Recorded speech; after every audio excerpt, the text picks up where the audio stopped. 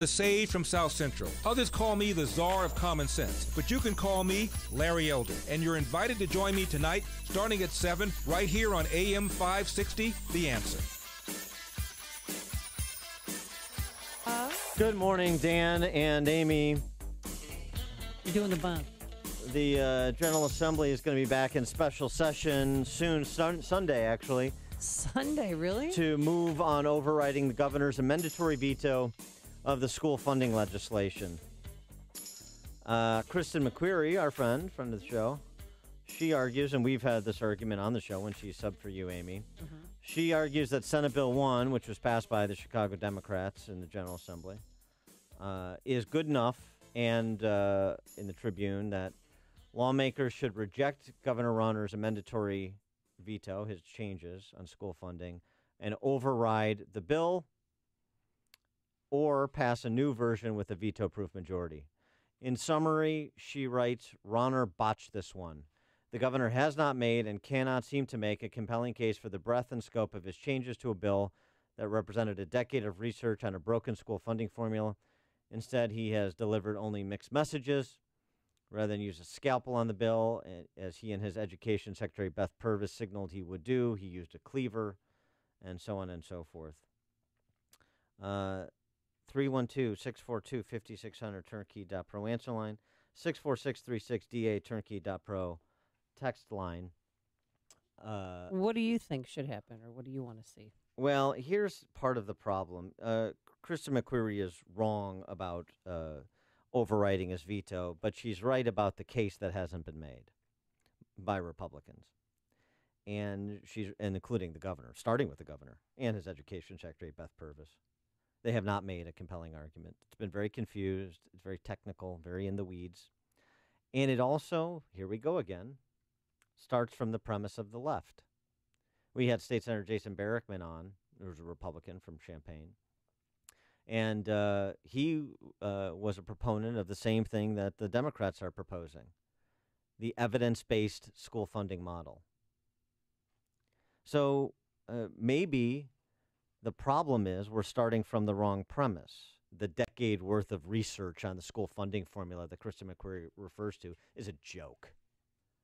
Politicians forming blue ribbon committees to backslap each other and give the appearance of work, to tweak the formula, this Byzantine formula Stephen Hawking couldn't make sense of. And that's somehow education reform. Always focused on the inputs, not on the outputs, and not connecting the two. I say it till I'm blue in the face, and I will continue to. The only win Rauner has potentially here, the only win, is if he is able to forge a deal with the General Assembly to get tax credit scholarships, to provide a tax credit for people who want to make a voluntary contribution to a scholarship fund, just as you get a tax break for making a contribution to charity. Yeah. And then those scholarship funds would be used to provide resources for low to middle income families to send their kid to whatever school they want, statewide. That's the only win possible. That's the only structural change that is even under consideration that changes the trajectory of how Illinois does K through 12 education. But back to challenging the premise on the evidence-based school funding model. Well, where did they get this? Did these noblemen and magistrates in Springfield dream this up? Their decades worth of research? No. They ripped it from other states. And that's not necessarily a bad thing if you're trying to replicate a successful model. It is a bad thing if you're... What are we replicating, though? Perpetuating failure. Well, that's it. New York school system, L.A. school system. So the evidence-based school funding model has been implemented in a number of other states. Ohio, North Dakota, Arkansas, Wyoming all have evidence-based funding in place, some for up to a decade. They've collectively spent billions of additional dollars on select education programs. So what's happened? We'll measure the results. Well, Professor Eric Hanushek, Stanford University professor, has studied this. Actually, he wrote a piece about it a decade ago called The Confidence Men that you can look up online, and I encourage you to do it. I'll tweet it as well. And here's what he finds to be the actual case with the evidence-based school funding model that both Republicans and Democrats in this state, in the General Assembly, and the governor This is their premise. Evidence-based school funding, good. Now work out the details. Well, the evidence-based model is really a way of getting to an arbitrary number that you can put up, and it sounds good. It sounds good to use evidence to make these decisions, but there's nothing in the funding formula that insists or encourages districts to even follow the programs that lead up to the expenses in the evidence-based model. So this is just a way of deciding how much money should be doled out, but it's not a way of deciding how to run schools or how to get more achievement out of the kids. So it's being argued as, well, this is best practices collected from deep thinkers in the education field, and we're going to incorporate those best practices into state statute with respect to school funding. But here's the thing. And so this is the predicate to pour more money into the same system, the same centrally planned systems.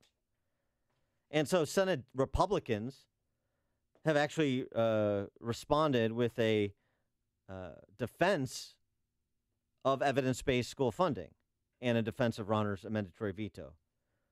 Here's what they say. The model looks at the demographics of a school district and calculates how much it would cost to provide teachers for full-day kindergarten, smaller class sizes, specialist teachers, instructional facilitators, intervention teachers, substitute teachers, guidance counselors and nurses, librarians, principal, assistant principal, school site staff, supervisory aides. What do all those things have in common? Jobs for adults. Right. Jobs for adults in the system. And what is the basis on which they make these financial calculations? I asked Eric Hanushek.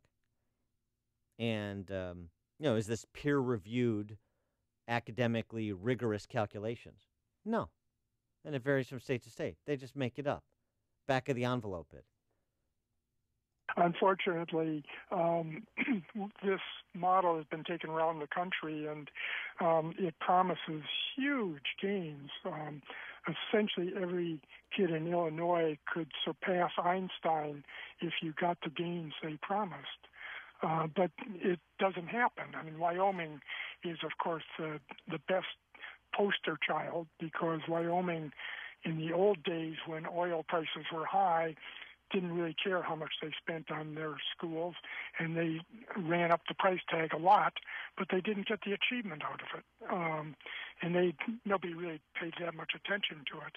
But we have this problem everywhere where we're not linking payments to the performance of schools. And, of course, here's the other problem. Yeah. Parents that just care about pouring more money into it. If we're spending more money, then we must be improving the school. Mm-hmm. Well, this is an uphill struggle, because parents who have kids in the school today are focused on, let's do everything we possibly can to make sure that my kid gets a high-quality education.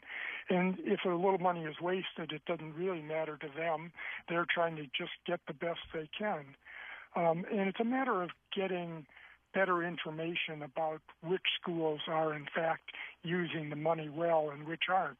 It's transparent accountability systems that give direct information on what in academia we would call the value added of schools. What are schools adding to what the kids bring to school with them? Mm-hmm. Text from 847, collection to produce evidence of what works. A data collection to produce evidence of what works. Is that what it is? Well, it's been implemented. It's not what works. And when you have bipartisan agreement on something, be highly skeptical, particularly in Illinois. Be highly skeptical that it's a collaboration to propagate a scam. Here's, interestingly... Did you factor in any, computer equipment or technology and all this? Yeah, that's in there as well. Funding for gifted and talented professional development, instruction materials, assessment, computer technology and equipment, maintenance, operation. But by the way, all you local control folks, local control. Well, this is the state telling your district, incentivizing your district.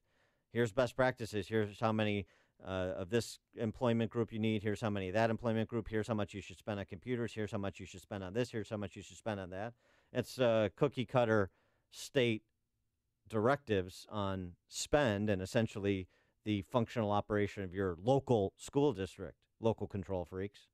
So what about that? The same people that parrot local control are supporting this evidence-based funding model that's at the state level and effectively an imposition of the model. So is there, the obvious question, are there models around the country that we actually could replicate, that are actually doing it right?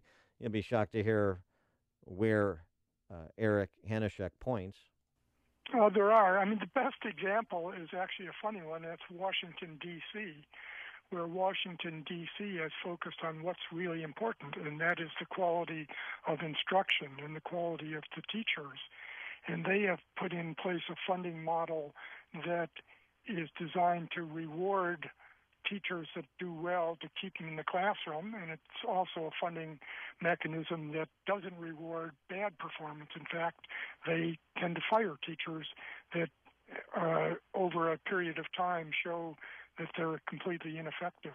And it's not just about teacher performance, but that is a factor, and it is an example of actually connecting the dots to between inputs and outputs, which we don't do. Going back to the scholarship, tax credit scholarship opportunity in this whole discussion, that will probably be resolved one way or the other in the next, by middle of next week or late next week. Unit 5 Superintendent Mark Daniel in Normal. This is what you're up against. Mm-hmm. Talking about the tax credit scholarship. To me, that's a voucher system. I'll never agree with that. It's the beginning of segregation. We saw that all the way through the 1960s. It's segregation. So understand this Winston Smith spin out of a state that we're in. You've got superintendents like Mark Daniel in Normal saying that the system we have now, where the rich and the clouded have choice, is not segregation. But if every family had choice in K through 12 education, that would be segregation.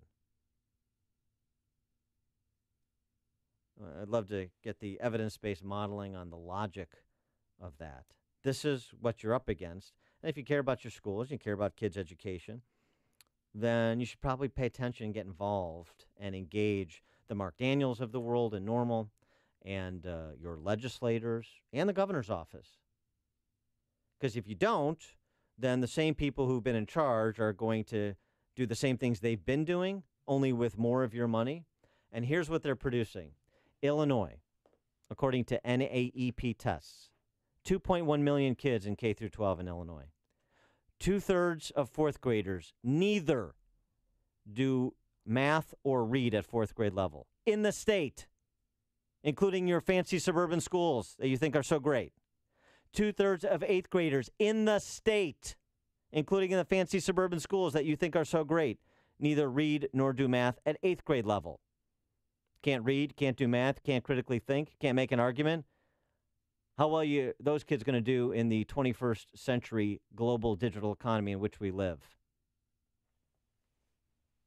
It's like a hot, steaming cup of information to start your day. It's Chicago's Morning Answer on AM 560, The Answer. I'm Lou Dobbs.